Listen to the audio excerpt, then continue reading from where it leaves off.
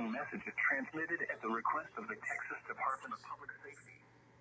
This is a statewide child abduction alert issued by the Texas Amber Alert Network. The Princeton Police Department is searching for missing child Madison Carroll, 13 years old, white, female.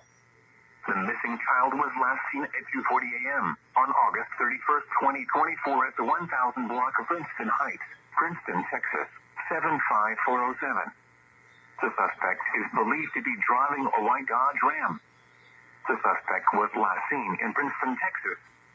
Law enforcement officials believe the child to be in grave or immediate danger. Anyone with information regarding this child abduction should contact the Princeton Police Department at 972-736-3901. News media point of contact is Princeton Police Department at 972-736-3901.